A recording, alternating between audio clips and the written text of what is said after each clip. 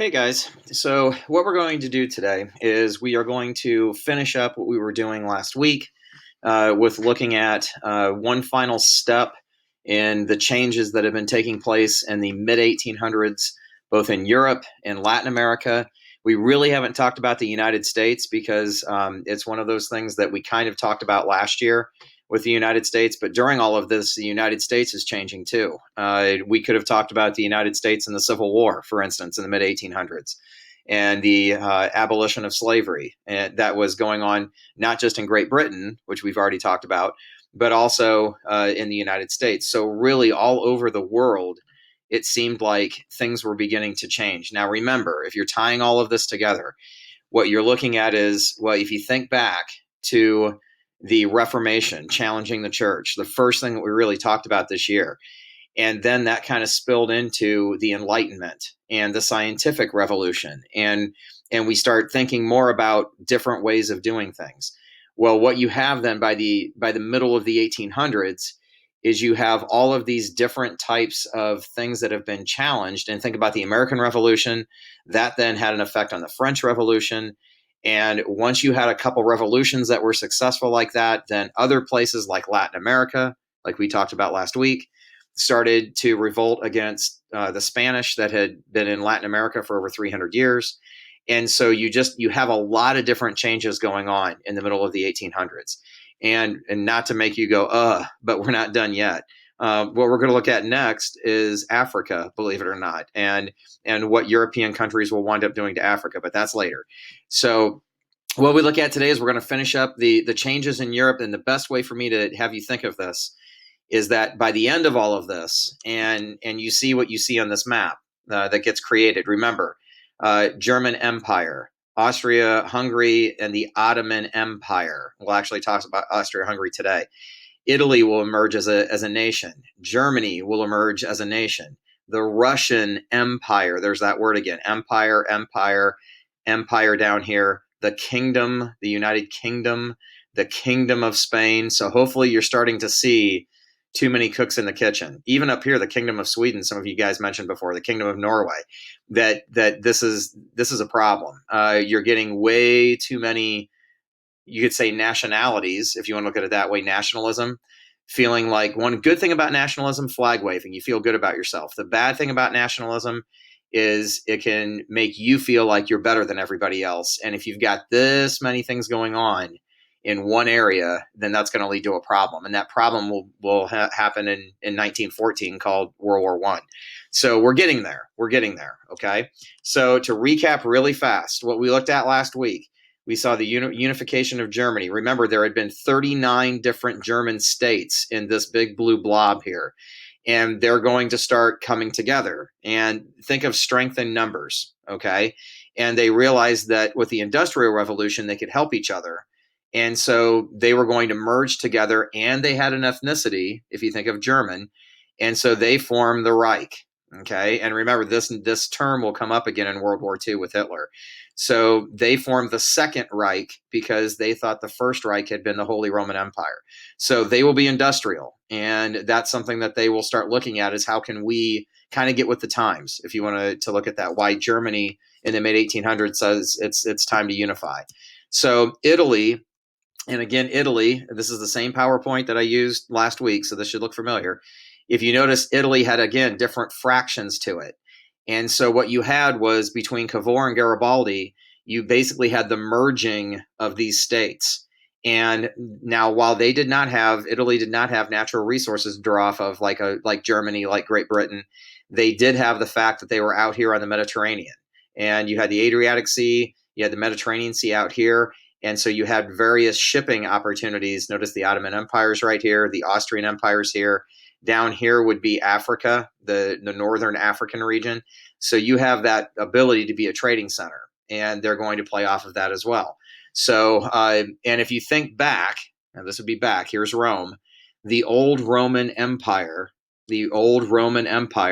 was right here. And it stretched down into northern Africa and all throughout Europe.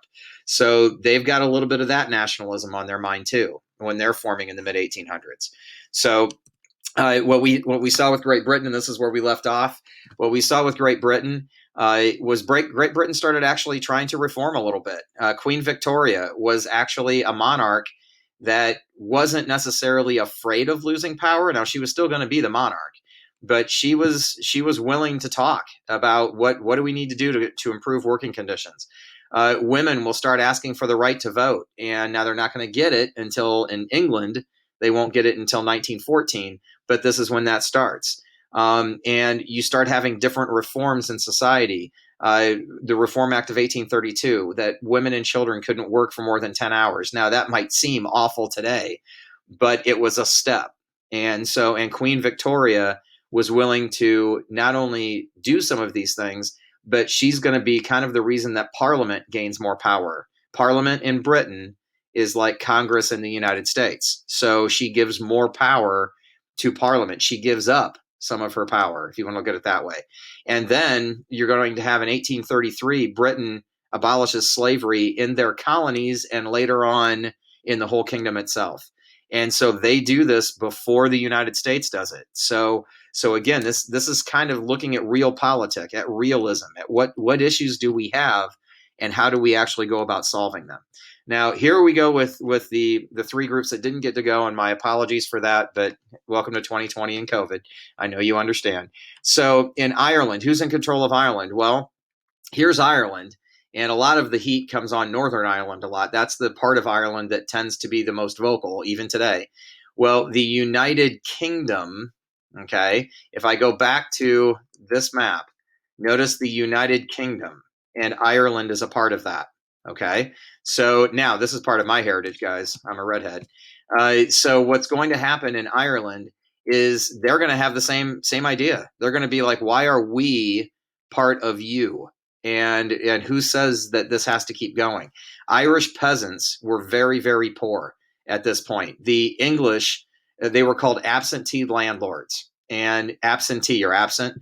So the land was owned, especially in Northern Ireland, the land was owned by England, and the people who owned the land lived in England. They didn't live in Ireland. So I'm a peasant working the land here, and the people that own it are in England. And so absentee landlord. So they start fighting. They start fighting for their rights. And what they're going to have is they're going to start demanding something called home rule.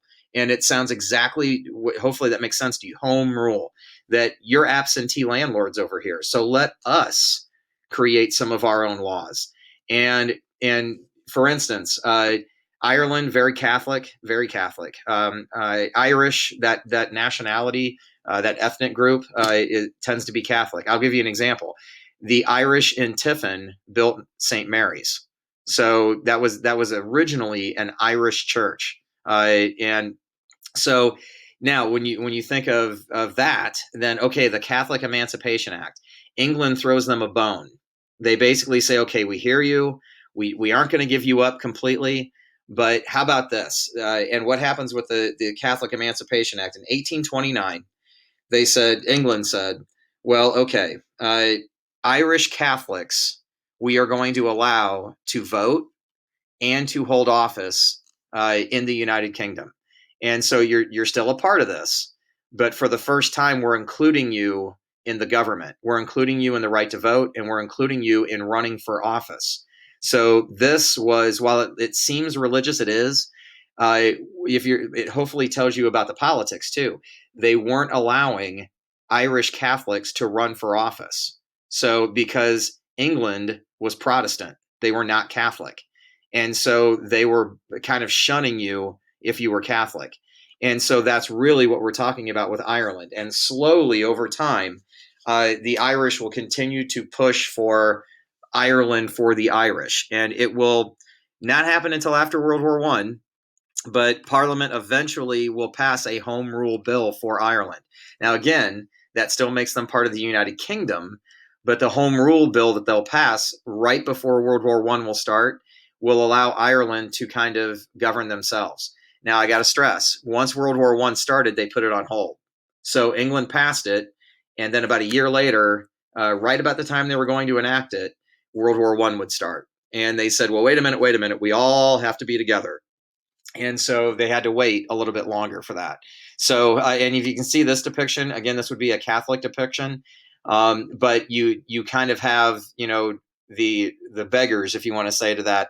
But it's almost like, if you look at this, if I said to you, who would this be? And you might say they look English. They kind of do. And so this would be kind of what the English thought of the Catholic Church, why they shunned the Irish Catholics. And so, guys, this is still a problem now. I can tell you that the IRAs, the Irish Republican Army, we'll talk about them later in this course. The IRA is from Northern Ireland, and in today's world, England would refer to the IRA as probably a terrorist group. They are still fighting for some rights that they don't have, and so this goes deep. Now, if you're saying, well, Ireland's its own country now, it is, but you still have issues with England, with the home country as well. And notice on this map, Northern Ireland is still green. So yes, this part of Ireland will be able to rule themselves later on. This part will not. That's interesting. What's there that England doesn't want to lose? We'll get to that later on.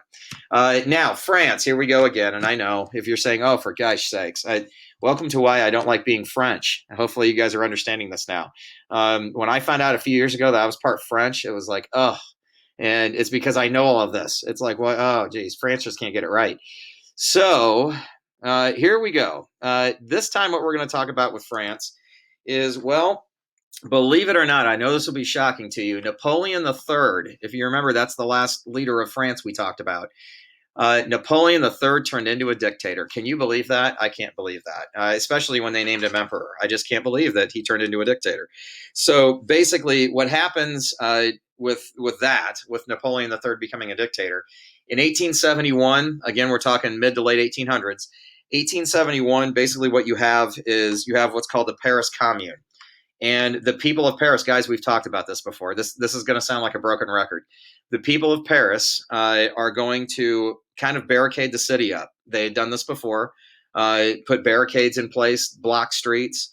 They even went so far as to start setting fire to government buildings this time. So yeah, you could say this is another revolution. It's very, very similar. It's not going to have the scope of a revolution, but it's similar. And what they're upset with was the fact that basically it seemed like nothing had changed, and you're back to having royalty that's ruling France. So the National Assembly, when the Paris Commune started and the people started to revolt, these people, by the way, were called communards. So communards, okay. And the National Assembly sent in troops, and they'll wind up in the end, they'll wind up killing over 30,000 of the communards in Paris. And so the French are killing the French again. Okay. Now what's going to come out of that, if there's a good thing, you start having political parties. You start having the talk of actually elections where you have people that are going to form coalitions. Again, we would call those parties.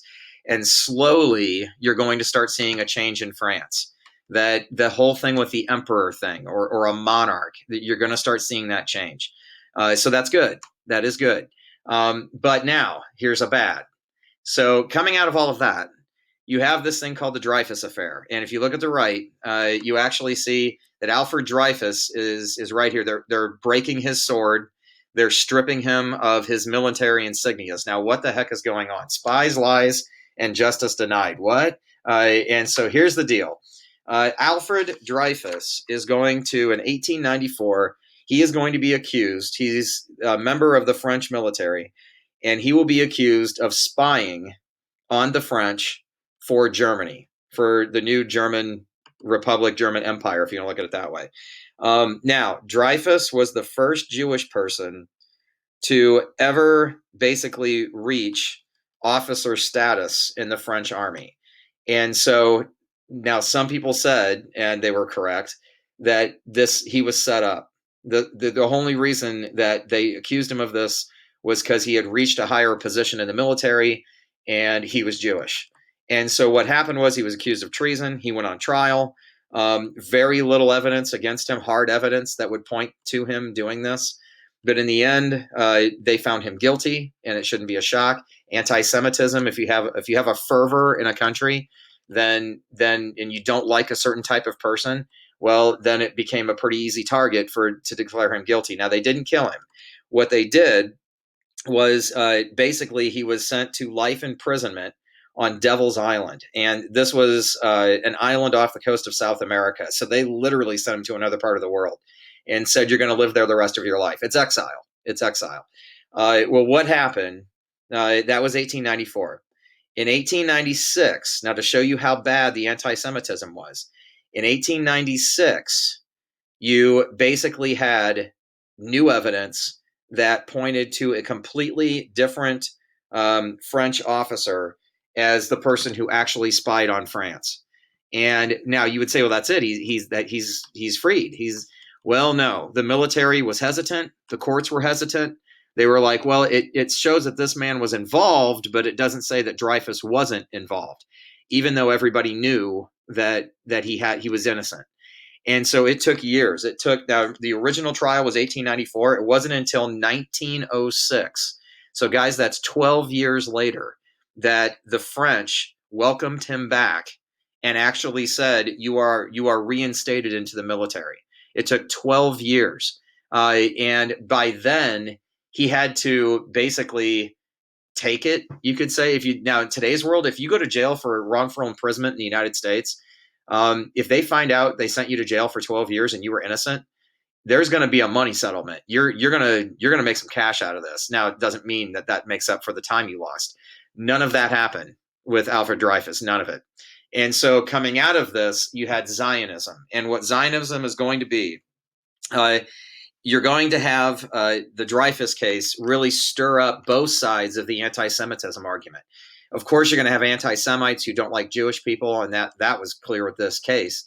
Then also you're going to have Zionists that are Jewish, and they will start pushing for a homeland, their homeland restored. And that homeland is Jerusalem. That homeland is Israel. And so now that won't happen right away, but actually it won't happen until after World War II, believe it or not. But that's what it's going to start, because they're going to recognize we have a problem. There is a European, not just a French, there is a European problem that is growing, and it's anti-Semitism. And you could really see it start and raise its ugly head with the Dreyfus affair. Now, what comes out of this are there any reforms at all? Yes. It basically, from 1899 to 1905, the French will start separating church and state. That's what we do in America. And what the French will do is they will stop supporting church-owned schools. So church-owned schools that were supported with government money are closed. Monasteries that were supported with government money are closed. And basically they start saying, okay, the government's not going to get involved when it comes into religion. And so again, going forward, that's good. But when you look at it, it's almost like the government is saying the Dreyfus affair isn't our problem. And so we're going to separate from religion, and we're not going to mix religion and politics anymore. And so again, France isn't done being confusing or not totally correct, but at least it's a step in the correct direction by doing a couple things. Now, the Dreyfus affair is not. The Dreyfus affair is awful. You're accusing a guy of something he didn't do because he's Jewish. So we'll come back to that. So keep the anti-Semitism part in your mind, because World War II, you're going to see an awful lot of this going around all around Europe. By the way, early 1900s, late 1800s, that's when people like Adolf Hitler will be born. They're going to be born during all of this, during all the anti-Semitism. So again, it's going to be something that's not going away. So now, nationalism emerging, and as far as what's going to happen in the rest of Eastern Europe and Russia. So Eastern Europe and Russia, here's what's going on. And I'll make this as quick as I can, and as hopefully as painless. The Habsburgs, these guys, they were the oldest ruling family in Europe. A family, like if you think of a monarchy. And the Habsburgs were in charge of pretty much what was called the Austrian Empire. Now, by the time the Habsburgs actually took over the by the mid-1800s, late 1800s, the Habsburgs basically presided over 50 million people all throughout Eastern Europe. So basically, this entire blob was the Austrian Empire. Okay, here's Austria-Hungary. That might look familiar to you on the map you guys did, but this whole area of Eastern Europe, 50 million people. Now, here's my point. Look at all the different names. Okay, Bohemia, Hungary, Austria. If you're saying Bohemian Rhapsody, yep. And Transylvania, Bosnia, and Croatia, Slavonia, and it's like, right, welcome to a whole bunch of different people. Whole bunch of different people. I could even go down here to Serbia, Romania, Bulgaria. It's like, oh man. So if you're the Habsburgs and it's the middle to late 1800s, you got a problem.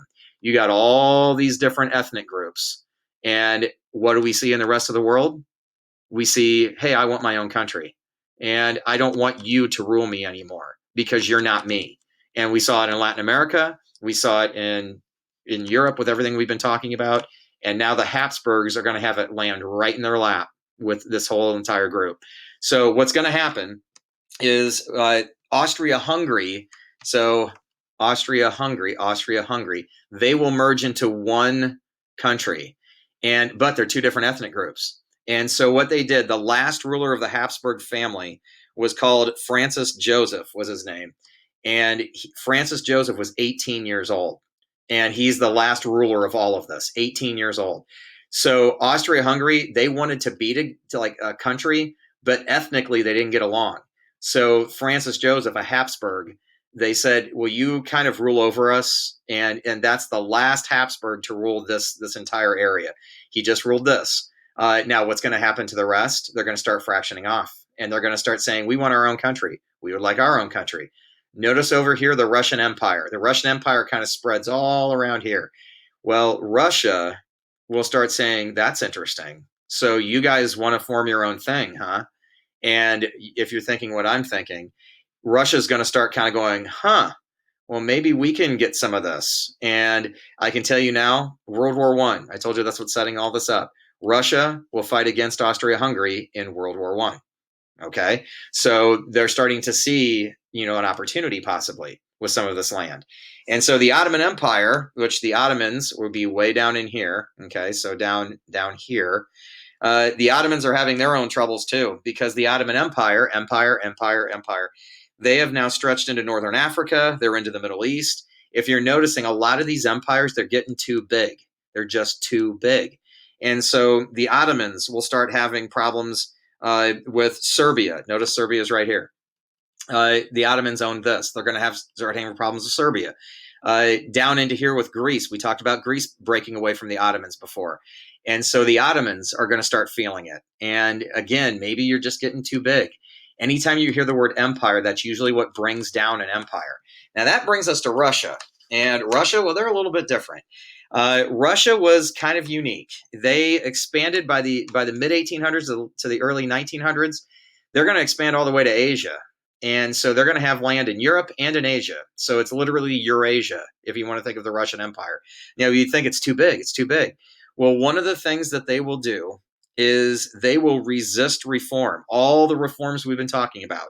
In Russia, you have a czar, and a czar is spelled Tsar, czar, okay? Well, the czar has absolute power, and it's a dictator, absolute power. And so the czars, throughout all of this time in Russia, had kept their people in check. And now there will be some times where you have some uprisings in Russia. Eventually, in the early 1900s, Russia's whole system will change, but not yet. And so they became more and more oppressive of their people in the Russian Empire, more and more of, you could say, an iron fist. So, and that will have its consequences later on. So if you're going, holy crap, and it's like, yeah, there's a lot. There's a lot here, guys. But look at it this way. This entire time, this whole unit that we've looked at, what have we seen? We've seen nationalism with I love who I am emerging and all over the world, Latin America, in Europe, in different places that we've seen that have broken away, even Austria-Hungary breaking away from the Habsburgs. So what we've seen is a rise in people understanding who they are, and they want a country based off of that, and they want to rule themselves, and rather than having someone else rule them. And so that's what's kind of setting up, if we go way back to this, that's what's setting up World War One. So you have an empire that's kind of feeling it. You have a new empire here. What are they going to do? What do empires want? More land. You have a new area here. You've got a new area here. You have, of course, the French. You've got Ireland being upset with Great Britain. You've got all of these issues going around right now in this one area. And so eventually it's going to explode. It's a powder keg ready to explode. So hopefully it makes some sense, guys. What we're going to do on Thursday is we're going to have our next test, and it'll be on Canvas. But if you have any questions or anything, let me know. I'm going to ask you a few multiple choice questions after this that you'll answer just to make sure you hit on certain points that I talked about. Thanks a lot, guys. Hang in there.